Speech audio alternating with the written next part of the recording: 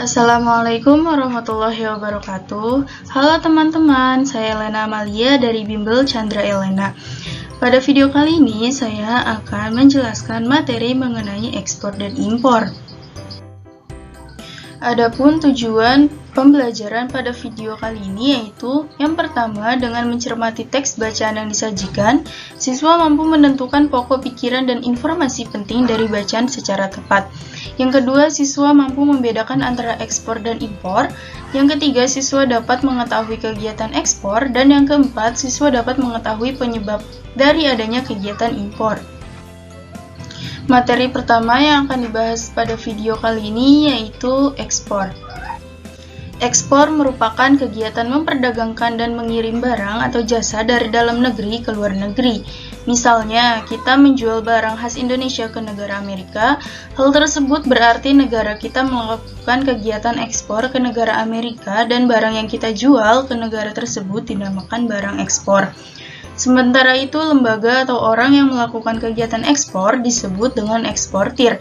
Jika kamu pernah melihat barang-barang yang berlabel kualitas ekspor pada barang-barang buatan negara Indonesia, hal tersebut berarti bahwa barang-barang tersebut memiliki kualitas yang bagus sehingga dapat menembus hingga ke pasar luar negeri. Perlu diketahui bahwa tidak semua barang dapat diekspor. Biasanya negara-negara lain yang mau menerima barang dari negara lainnya menginginkan barang yang memang memiliki kualitas. Apabila suatu negara mengadakan ekspor, maka pemerintah akan memperoleh pendapatan yakni devisa. Di Indonesia ada banyak sekali barang-barang atau produk yang diekspor ke luar negeri, yakni produk migas dan non-migas.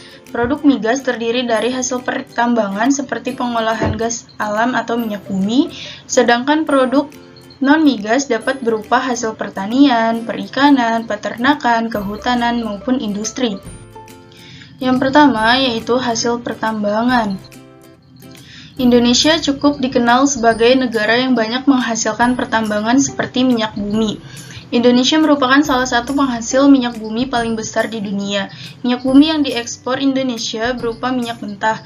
Oleh karena itu, minyak bumi merupakan andalan utama Indonesia untuk mendapatkan pemasukan. Ekspor minyak bumi Indonesia terutama ke Jepang, Singapura, Cina, dan Australia. Sedangkan untuk gas bumi, ekspornya terutama ke Jepang, Korea Selatan, Taiwan, dan Singapura. Indonesia juga mengekspor tembaga ke negara Jepang, Korea Selatan, Thailand, dan Singapura. Untuk timah putihnya, kita ekspor ke Singapura, Korea Selatan, Inggris, dan Belanda. Selain gas bumi, hasil pertambangan lain yang diekspor ke luar negeri diantaranya emas, batu bara, dan tembaga. Yang kedua yaitu hasil pertanian. Ada banyak sekali hasil pertanian yang dapat diekspor Indonesia ke negara luar, misalnya kacang kedelai, tapioka, sayuran, dan jagung. Hasil perkebunan yang diekspor Indonesia antara lain kelapa sawit, kopra, karet, kopi, coklat, tembakau, cengkeh, pala, dan lada. Hasil kopra baik diekspor ke Jepang, Singapura, Inggris, dan Amerika Serikat. Karet banyak kita ekspor ke Singapura, Jepang, Belgia, dan Amerika Serikat. Negara yang banyak membeli teh dari Indonesia ialah Singapura, Timur Tengah, dan Pakistan, sedangkan sasaran ekspor tembakau terutama ke Malaysia, Jepang, dan Amerika Serikat. Yang ketiga yaitu hasil industri. Tak hanya pertambangan dan pertanian, Indonesia juga memiliki ragam industri kualitas ekspor antara lain anyaman dan ukiran, pakaian jadi, tekstil, sepatu, rokok, dan semen. Barang-barang hasil industri tersebut telah diekspor ke berbagai negara.